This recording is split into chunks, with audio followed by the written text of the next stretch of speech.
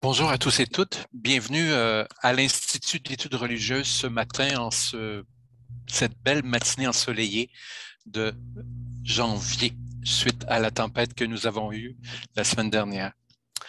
Alors, ça me fait plaisir de vous accueillir et je suis Alain Gignac, directeur du département. J'aimerais vous présenter en quelques diapositives notre département et ensuite nous aurons une période de questions pour voir ce qui vous préoccupe plus particulièrement. Donc, à l'Institut d'études religieuses, nous analysons, nous observons le phénomène religieux sous toutes ses coutures, au cœur de l'expérience humaine. Toutes les religions sont à notre portée. Nous avons une équipe passionnée. Regardez cette belle mosaïque de professeurs. Nous avons 14 professeurs qui sont tous et toutes experts et expertes en leur domaine et 14 points de vue, 14 angles d'approche sur les différentes religions. On pourrait dire que chez nous, il y a une interaction entre trois disciplines à l'intérieur de la grande famille des études religieuses. D'abord, les sciences des religions qui observent et regardent les différentes spiritualités et traditions religieuses. La théologie que nous conservons à l'Institut d'études religieuses et qui regarde finalement surtout le christianisme de l'intérieur et qui propose un regard critique sur la foi chrétienne et aussi comment la foi chrétienne nous donne une vision du monde. Et enfin, les spiritualités qui sont une nouvelle manière de regarder ces choses. Spiritualité en dehors des grandes religions souvent, bien que les grandes religions soient effectivement porteuses de spiritualité. Donc, nous avons comme trois domaines, trois disciplines. Vous voyez, ça se mélange un peu, c'est en interaction. On les distingue chez nous, puis en même temps, elles se fécondent les unes les autres. On peut dire aussi que chez nous, on met l'accent sur 5 portes d'entrée sur le phénomène religieux. Donc, on est très fort en histoire sur la longue durée, histoire de chacune des religions, histoire de l'islam, histoire du judaïsme, du christianisme et des religions orientales. On est très fort sur l'étude des textes comme la Bible, le Coran, le Talmud. On réfléchit beaucoup sur les théories. Donc, on est très interdisciplinaire. Il y a des professeurs qui sont plus anthropologues, d'autres qui sont plus exégètes, d'autres plus philologues, philosophes, historiens, etc. Et on aime bien, numéro 4, analyser les pratiques de chacune des religions. Et enfin, ce qui nous distingue chez nous par rapport peut-être à d'autres universités, par exemple à Montréal, qui offre aussi des parcours en études religieuses, c'est notre souci de se poser la question, comment est-ce qu'on peut transformer le monde et comment on peut améliorer éventuellement chacune des religions qu'on étudie. Donc, comprendre les faits religieux de manière critique et nuancée, c'est notre mission, mission d'enseignement et de recherche. On me pose souvent la question, qu'est-ce que je vais faire après, par exemple, un baccalauréat ou des études de premier cycle en études religieuses? C'est sûr que contrairement à des écoles professionnelles, nous n'avons pas une profession à la sortie de notre formation. Mais comme la majorité des sciences humaines, nous donnons une solide formation fondamentale qui ouvre de grandes portes par la suite. Donc, pensée réflexive et analytique, culture générale, savoir lire, savoir écrire comme il faut, de manière professionnelle, savoir réfléchir, savoir se poser des questions. Et avec un bac en études religieuses, il y a des portes qui nous ouvrent, qui s'ouvrent au plan professionnel dans tous les milieux. J'aimerais vous dire que nous sommes parmi les meilleurs du monde, en tout cas selon le palmarès QS Top Universities. Je crois que cela date de 2021 et on n'a pas encore le résultat pour 2022. Donc, notre département se classe parmi les très bons euh, au monde. Donc, nous sommes dans les 100 premiers. En fait, pour être plus précisé, pour être plus précis, nous nous occupons, on ne sait pas exactement notre place précise, mais entre la 50e et la 100e place, nous dit le classement. Et au Canada, nous sommes les 4e et au Québec, après McGill, nous sommes 2e au classement. McGill étant toujours un peu avantagé au plan international de par sa langue de fonctionnement, l'anglais. Alors, nous étudions chez nous les religions hier et aujourd'hui. Alors ici, 2 photos qui illustrent le christianisme et comment ça a changé au Québec en 50, 60, 70 ans. Nous étudions les religions ici au Québec et partout dans le monde. Alors ici, c'est l'islam qui est représenté, donc une mosquée québécoise et bien sûr la Kaaba, centre sacré du pèlerinage à la Mecque. Nous étudions à l'Institut d'études religieuses les textes et les rites. Ici, illustration plutôt du côté du judaïsme. Et finalement, comme on l'a déjà envisagé un peu plus tôt, chez nous, théorie et pratique. Donc, nous avons plusieurs programmes. Au premier cycle, par exemple, tous les programmes que vous voyez sur la diapositive sont présents. Vous pouvez faire une mineure, quelque chose de plus rapide, par exemple, en 1 an. Nous avons 2 majeurs actuellement en sciences des religions et en théologie. Et nous avons bien sûr notre vaisseau admirable, une formation complète, un baccalauréat en études religieuses et qui est divisé en 2 options possibles. Donc, les choix de cours varient entre sciences des religions et théologie. Et nous avons aussi, au bas de la diapositive, les fameux ce que nous appelons baccalauréat par cumul avec appellation. Donc, on a un nouveau baccalauréat culture, société et religion qui a été implanté il y a 1 an et demi. Et il y en a un autre qui s'en vient, religion, spiritualité et pratique d'intervention.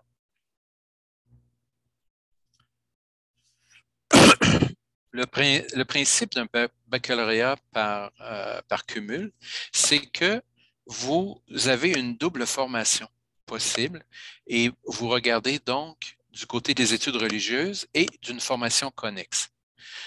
Donc, excusez-moi, ma diapo était changée de façon un peu intempestive.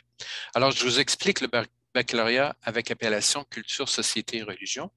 Vous prenez chez nous soit une majeure ou une mineure en études religieuses et vous combinez cela avec une mineure ou une majeure dans un autre domaine. Ça peut être en études allemandes, anglaises, etc., histoire, histoire de l'art, littérature comparée, anthropologie, études autochtones, études est-asiatiques, féministes et aussi sciences politiques. Alors, il s'agit donc de piger dans les 2 listes pour avoir mineur plus majeur. Et au bout du compte, on a un baccalauréat qui s'appelle culture, société et religion. Chez nous, les cycles supérieurs sont très importants aussi. Même on a actuellement un petit peu plus d'étudiants au cycle supérieur, maîtrise et doctorat. Pour vous dire que nous avons donc maîtrise et doctorat en 4 domaines, sciences des religions, théologie, théologie pratique et spiritualité. Nous avons aussi une formation très populaire au cycle supérieur, en fait au 2e cycle, une formation professionnelle en intervention spirituelle. On pourrait dire que la moitié de nos étudiants actuellement se forment à ce niveau pour devenir intervenants en soins spirituels en milieu de santé. Donc, ils travaillent à ce moment-là pour le ministère de la Santé et en CHSLD, en hôpital, etc. Et j'aimerais souligner pour les cycles supérieurs, bien que je n'ai pas de diapositive là-dessus, que nous offrons au doctorat un financement intégré de 15 000 $ par année pour 3 ans, pour les 3 premières années, et l'université complète le financement pour la 4e année. Je remets un peu cette diapositive parce qu'elle est importante. Nos 5 portes d'entrée, 5 spécialisations en sciences des religions, théologie et spiritualité, donc accent sur l'histoire, sur l'étude des textes, sur les théories, les pratiques et l'importance d'une transformation sociétale à partir d'une réflexion en études religieuses. Ici, je vais vous faire écouter un petit vidéo qui vous présente une professeure, Madame Guadalupe González-Diegues, qui est spécialiste du judaïsme. C'est par exemple les certificats qui sont acceptés dans les conseils des rabbins orthodoxes du Canada. Donc là, par exemple, vous voyez que tout ça, c'est bien reconnu comme des certificats de cash-route et tu peux avoir cette petite carte avec toi au supermarché pour assurer que les choses qui est achetées, ça va, c'est correct. Donc ça, on les trouve ici dans les supermarchés, on les voit très souvent. Et je vous montre, par exemple, ici, c'est du couscous et vous voyez là, c'est à l'inverse parce que c'est la caméra, mais ici, vous voyez qu'il y a Orthodox Union, c'est l'agence qui certifie, et puis en bas, on dit parvé. C'est-à-dire que le couscous, c'est parvé, c'est neutral. On peut manger du couscous avec n'importe quoi, c'est pas un problème de mélange là. Et par contre, j'ai du yaourt ici. Si vous les cherchez chez vous, et là, vous voyez qu'il y a une autre agence, c'est MK, mais on dit là, les dairy. Et ça, c'est parce que les yaourts, c'est pas parvé, les yaourts, c'est laitier. Alors, on nous dit, oui, c'est cachère, mais attention, c'est cachère, mais produit laitier à ne pas mélanger avec la viande. Donc, vous voyez, vous pouvez les regarder chez vous. Si vous avez des produits que vous savez acheter au supermarché, ça se trouve dans pas mal de la nourriture, on les voit. Voilà, c'est un exemple d'un enseignement. Actuellement, vous savez que l'université, comme à plusieurs endroits au Québec, fonctionne à distance. Et j'aurais une autre diapositive si je suis capable C'est par d'y exemple aller. les certificats. Ici, j'ai un petit problème. Voilà. Alors, M. Jean-Marc Barrault est un nouveau professeur qui est arrivé l'année dernière et nous en avons un autre qui est arrivé cette année.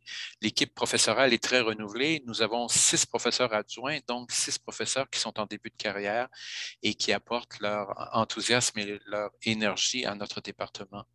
Et M. Jean-Marc Barrault, ici que vous voyez, va nous parler de sa recette pour avoir une séance Zoom constructive et dynamique. Et il est spécialiste de l'intervention spirituelle et des spiritualités en général, parce que le domaine des spiritualités, nous voulons bien sûr le développer. Alors, je vais essayer de vous partir la vidéo. Bonjour à tous. Quels sont les ingrédients nécessaires pour que la recette d'un enseignement à distance soit réussie? 3 choses. Pour celles et ceux qui le veulent, c'est ouvrir sa vidéo, au moins quelques instants, afin que nous puissions nous envisager. Deuxième ingrédient, c'est celui de mettre son micro sur silencieux, sauf pour celui ou celle qui parle. Troisième ingrédient, c'est évidemment d'arriver à l'heure au cours. Quel est le goût de cet enseignement à distance? C'est celui de pouvoir se réunir en salle plénière pour discuter du contenu du cours, mais aussi en petite salle, bien que de manière numérique, avant de revenir en plénière pour faire remonter questions, problématiques et autres. Mais c'est aussi le goût d'apprendre le clavardage. Clavarder entre collègues, clavarder en privé avec un étudiant, clavarder en groupe avec cet objectif de préciser une question, de préciser un objectif, etc.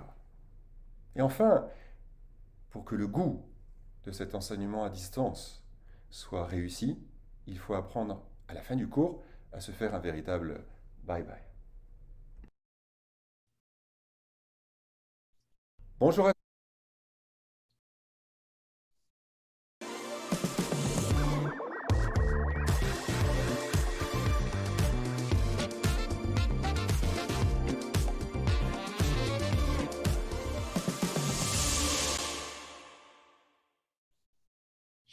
Alors maintenant, je vais répondre à vos questions et je vais arrêter le partage du diaporama. Alors, je vous invite, au bas de votre écran, vous avez une colonne Q et R.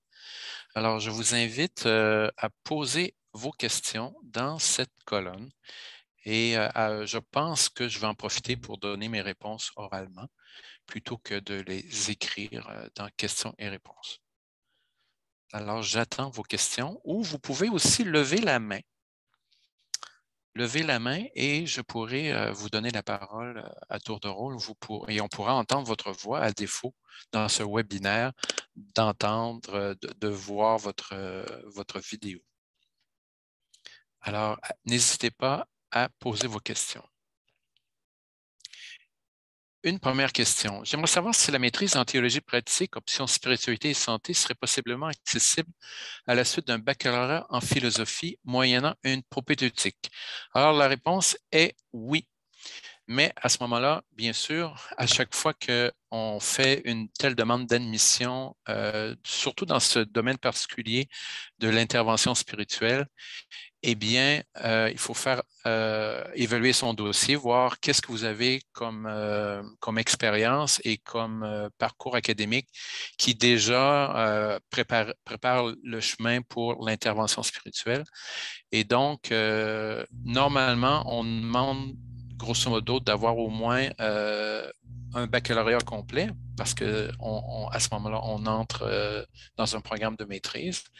Et il faut avoir parmi ce baccalauréat ou rajouter à ce baccalauréat, selon votre dossier, au moins une dizaine de cours fondamentaux en études religieuses, autour de la ritualité, autour de la relation d'aide dans ce cas-là, autour aussi des grandes religions, puis quelques cours en spiritualité.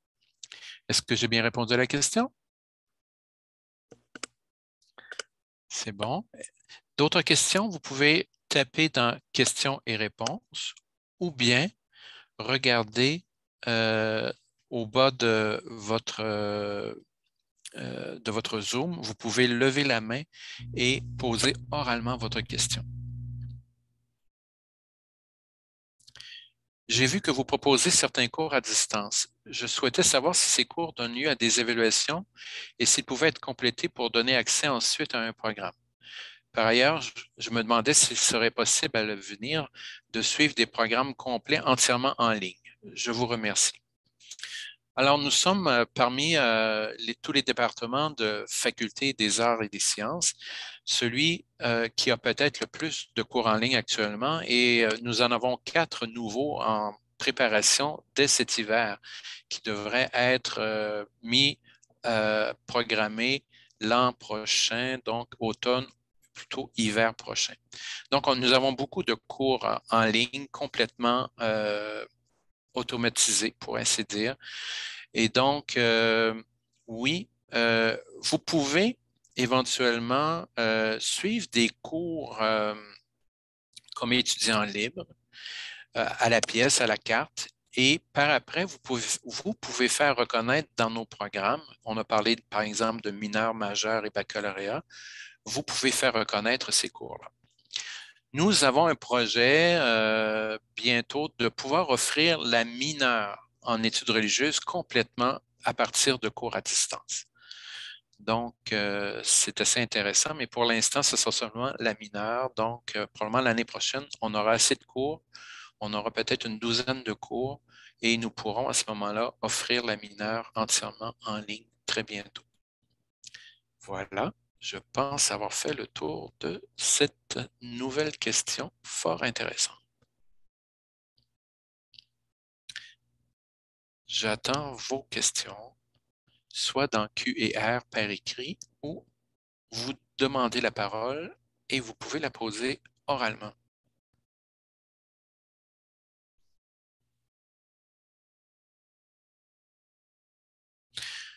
Quelqu'un pose la question, y a-t-il des cours offerts à la session d'été? Oui, nous donnons des cours toute l'année et à la session d'été, par exemple, nos cours à distance se donnent, qui sont répartis du mois de mai jusqu'au mois d'août, mais nous avons aussi des cours en intensif, des cours en mai-juin.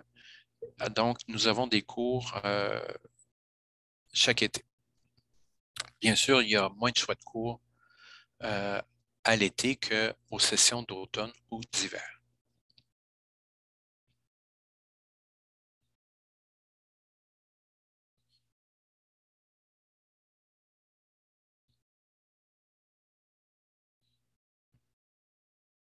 N'hésitez pas encore à poser vos questions.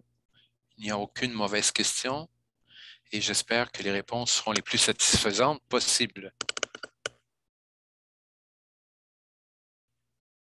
Dans ma courte présentation, j'ai certainement omis des choses qui peuvent vous intéresser.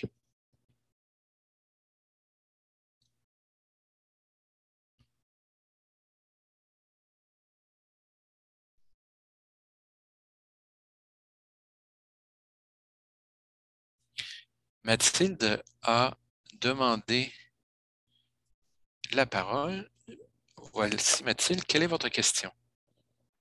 Oui, en fait, tout à l'heure, vous avez présenté le baccalauréat par cumul. Il n'y avait pas ni la mineure ni la majeure en philosophie qui figurait. Est-ce que vous pensez que ce serait possible de combiner soit une mineure, soit une majeure avec soit une mineure, soit une majeure en philosophie pour faire le baccalauréat par cumul? Excellente observation. Vous avez le sens de l'observation très fin.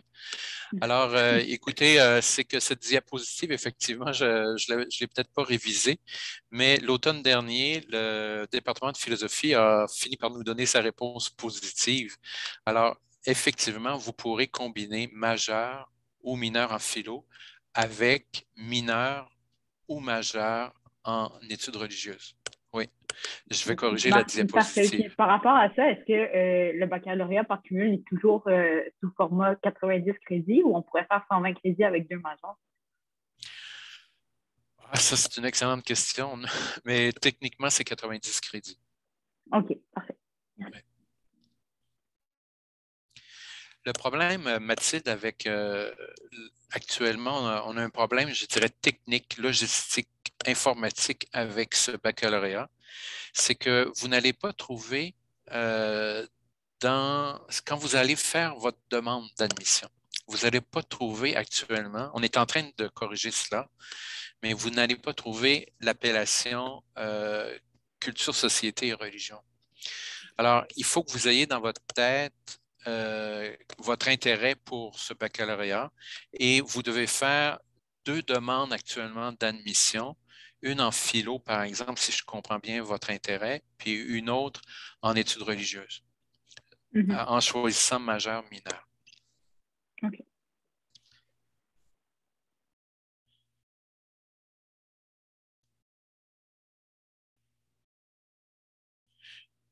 D'autres questions, soit dans la colonne questions et réponses, soit dans la colonne participants, vous pouvez lever la main et je vous donne, je active le micro, votre micro.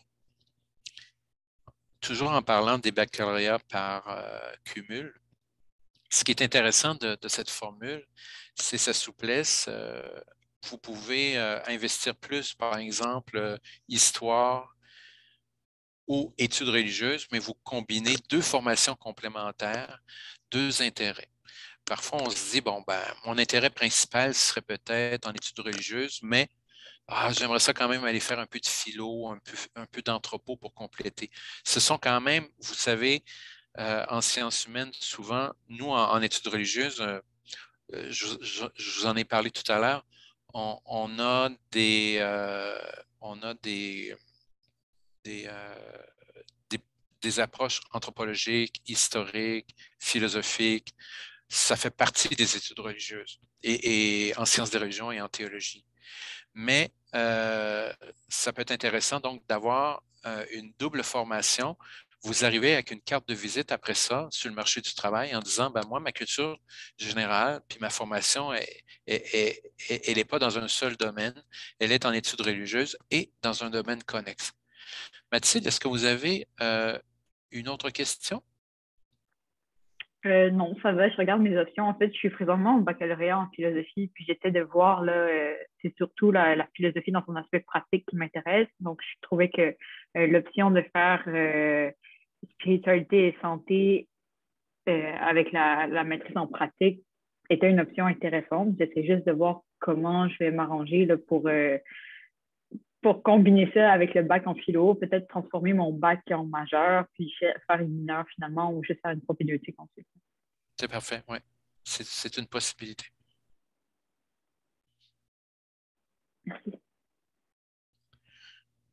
En attendant, peut-être que d'autres personnes posent des questions.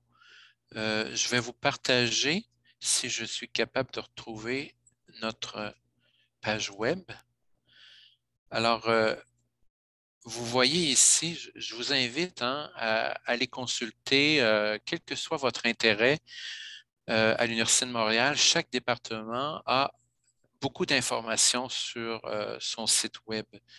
Et nous, on ne fait pas exception. Donc, si vous allez sur le site web de l'Institut d'études religieuses, vous pouvez simplement taper Institut d'études religieuses U2M sur Google. Vous tombez sur notre site web. Et donc, vous avez vraiment nos programmes de manière détaillée. Vous voyez, vous pouvez aller voir les cours qui se donnent cette session chez nous. Alors, vous voyez, ça, ce sont les cours de premier cycle qui se donnent et les cours de cycle supérieur. Et par exemple, ça, c'est un cours en ligne, le 1208. Vous avez de l'information sur chacun des cours. Bon, il y a, pour ceux qui s'intéressent à la recherche, toujours l'onglet Recherche et un onglet qui est fort apprécié et très important pour nos étudiants, c'est le soutien financier. Et donc, l'onglet va apparaître. Donc, nous avons ici toutes les bourses disponibles pour nos étudiants. Et vous voyez, on est assez chanceux en études religieuses. Nous avons de nombreuses bourses spécifiques aux différents domaines, aux différents programmes. Bien sûr, il y a plus de bourses au deuxième cycle et aussi, j'ai parlé de financement intégré au troisième cycle, donc le doctorat. Mais nous avons aussi quelques bourses au premier cycle. Donc, n'hésitez pas à aller consulter ce site web et si vous voulez mieux connaître les professeurs aussi, ils ont chacun leur page. Voilà. Et vous pouvez aller cliquer pour mieux les connaître et vous avez d'autres informations, bien sûr, sur notre site web. Et la personne à contacter pour le premier cycle, c'est M. Jean-François Roussel, qui est responsable du premier cycle. Alors, si vous avez des questions particulières, par exemple, comment convertir un baccalauréat en philo pour avoir un baccalauréat par cumul, alors il peut vous aider. Et ici, un professeur très mystérieux, parce que depuis 2 ans, je lui demande de renouveler sa photo. Mais toujours est-il que M. Guy Robert Saint-Arnaud est le responsable des cycles supérieurs, maîtrise et doctorat. Alors, par exemple, si vous voulez faire une demande d'admission pour un programme en intervention spirituelle, eh bien, c'est à lui qu'il faut parler. Vous le contactez et à ce moment-là, il va regarder votre dossier pour voir si vous pouvez basculer tout de suite dans le programme Spiritualité Santé ou si vous devez faire un complément de formation. Parce que, bien sûr, lorsqu'on arrive sur le marché du travail, c'est en spiritualité et santé, donc il faut avoir derrière la cravate, pour ainsi dire, la formation en conséquence.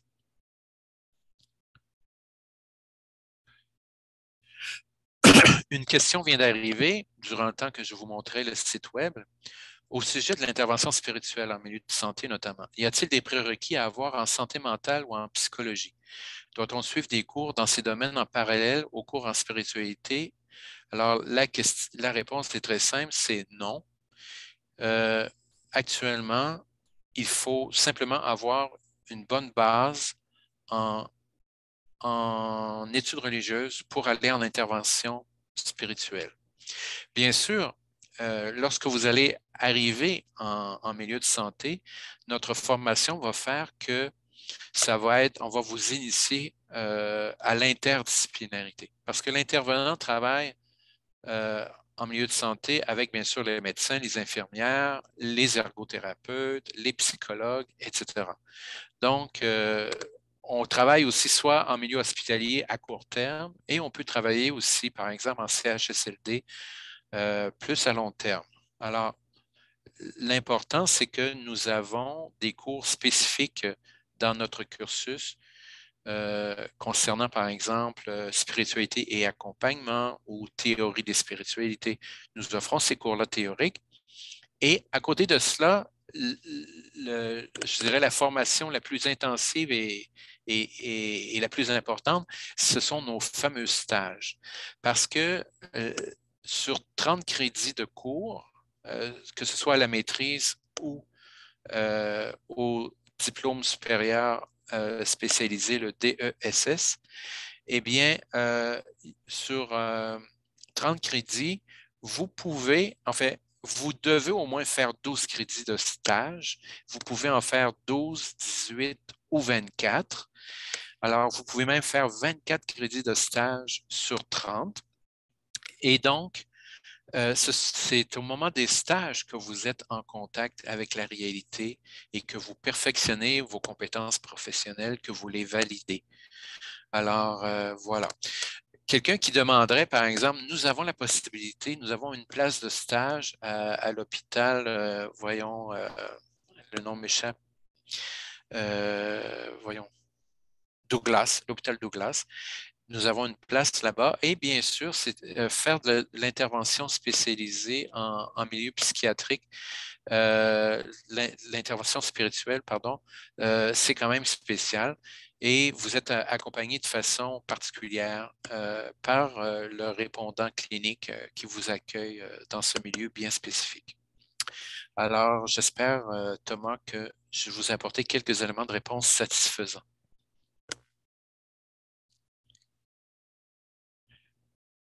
D'autres questions? On a encore une dizaine de minutes devant nous et ça va arrêter à 11h45. Donc, vous pouvez poser vos questions soit dans Q et R ou lever la main et poser votre question oralement.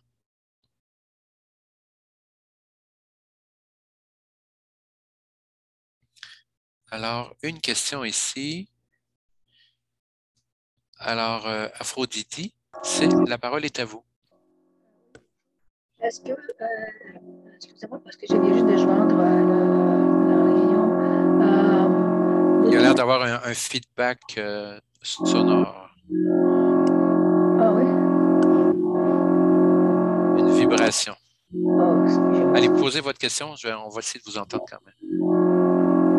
Je vais dire, je vais écrire, ok. Je vais dire,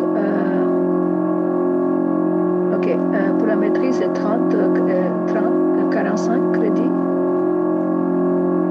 Oui, si vous voulez fermer votre son. Alors, la maîtrise, c'est 45 crédits. Et donc, on a ce qu'on appelle le DESS, c'est Diplôme d'études supérieures d'études spécialisées. Donc, ce diplôme est de 30 crédits. Donc, quand on parle d'intervention spirituelle, on peut faire les deux. La différence, c'est que par rapport au DESS, la maîtrise rajoute un 15 crédits. Essentiellement, c'est la préparation et l'écriture d'un essai, un essai qui essaie de creuser une question qui a trotté dans la tête de l'étudiant à cause de ses cours, à cause de ses stages, une question que l'étudiant ou l'étudiante aimerait creuser dans un essai d'à peu près 40 pages qui s'appuie sur des lectures. Donc, la maîtrise développe l'habileté intellectuelle de formation autonome, formation continue, être capable d'aller chercher par soi-même une information assez fondée, scientifique, donc sur des pratiques existantes. Et donc, à partir de là, réfléchir sur une question et être capable d'apporter des éléments de réponse et de les écrire, de les structurer dans un essai. Donc, ce n'est pas un mémoire de maîtrise, c'est un essai qui vient couronner la formation professionnelle en intervention spirituelle. Est-ce que ça répond bien à votre question, madame ou monsieur? Je ne sais pas. Oui, alors c'est très intéressant. On peut faire ça après notre stage, évidemment, parce que on va rencontrer des questions pendant le stage, on peut élaborer par après. Oui, normalement, un parcours type, c'est quand même faire quelques cours théoriques. Ensuite, aller faire au moins un premier stage. Peut-être ça peut être aussi, on peut faire un autre bout de stage avec un 6 crédits supplémentaires. Mais une fois qu'on a fait les 30 crédits en cours et stage, là, on rajoute effectivement l'essai. Alors, l'essai, oui, arrive après le stage. Donc, ça veut dire que si je prends le programme DSS ou je ne sais pas si je pose ma candidature pour le premier ou le deuxième, parce que le premier, c'est juste 30 crédits, il n'y en a pas de... parce que si j'ai une question par après, je peux élaborer. Donc, je ne sais pas si j'ai inscrit pour la maîtrise ou pour la... Est-ce qu'on peut transférer peut-être? Je ne sais pas. Oui. Alors, effectivement, ce qu'on appelle, ce sont des programmes gigognes. Et d'ailleurs, la majorité de nos programmes, tous nos programmes sont conçus comme ça. Au premier cycle, la mineure est à l'intérieur, peut se faire transférer et se transformer en majeure. Mineure entre dans la majeure si on veut, et les majeurs entrent éventuellement dans un bac, soit le bac spécialisé en études religieuses ou le bac avec appellation. Et dans votre cas, d'après votre intérêt, ce que j'entends, c'est que vous pouvez commencer par le DESS. Moi, c'est effectivement ce que je vous suggère si vous voulez vraiment avoir uniquement l'objectif professionnel de vous qualifier pour l'intervention spirituelle. Mais par après, vous pouvez faire une demande pour transformer votre DESS en maîtrise. Alors, les deux s'ajustent parfaitement. Mais vous pouvez aussi dire, moi, je vais m'investir durant 2 ans, parce que cette formation-là de maîtrise, ça se fait normalement sur 2 ans. Donc, d'emblée, tout de suite, je vais m'inscrire à la maîtrise, ce qui va finalement inclure la formation des cours, plus les stages et ensuite l'essai. Alors, vous avez les deux cheminements possibles, soit de commencer par le DESS transformé en maîtrise, ou bien vous inscrire directement à la maîtrise. Est-ce qu'il y aurait d'autres questions? Il nous reste encore quelques minutes. Ça me fait vraiment plaisir. J'aimerais bien vous voir, mais le service d'admission a programmer le webinaire pour probablement éviter d'avoir trop de circulation sur Internet avec les vidéos. C'est sûr que ça peut, à un moment donné, engendrer des problèmes. D'autres questions? Excusez-moi, c'est moi encore. Est-ce que c'est à temps plein pour 2 ans ou à temps partiel? On peut dire que c'est, en tout cas la première année, c'est pas mal à temps plein. Vous voyez, parce que quand vous faites un stage, par exemple, c'est 2 jours semaine durant une année pour 12 crédits de stage. Alors, si vous faites seulement les 12 crédits minimum, c'est l'équivalent de 2 jours semaine durant 30 semaines, donc automne-hiver, par exemple. Alors, je vous dirais que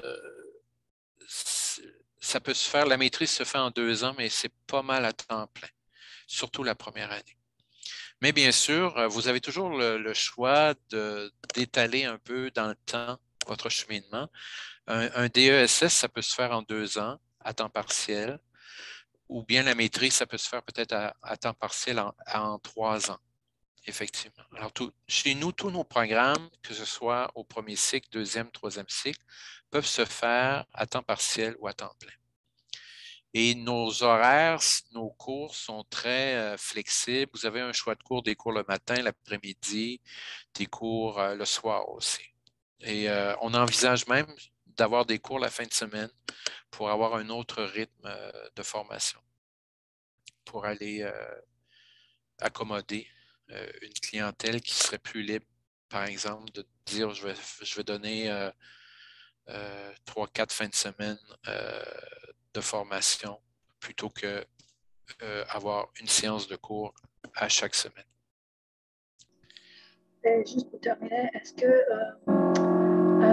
le 1er février, c'est pour appliquer pour l'automne prochain? Est-ce qu'il y a des cours qui se donnent cet été? On peut pas s'inscrire déjà?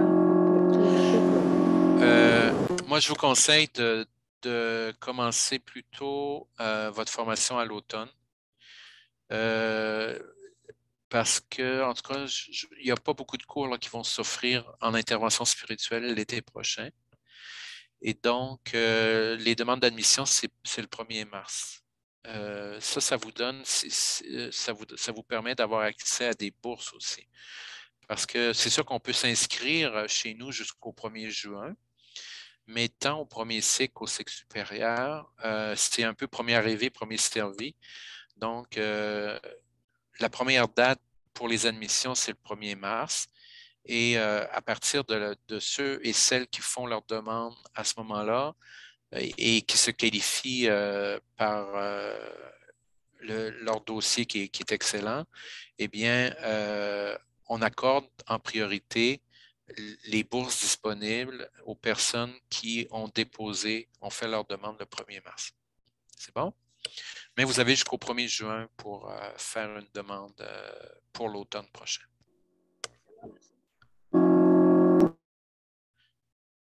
Est-ce que nos autres assistants auraient d'autres questions? Toujours dans Q et R ou en demandant la parole, en levant la petite main électronique que vous trouvez au bas de votre écran.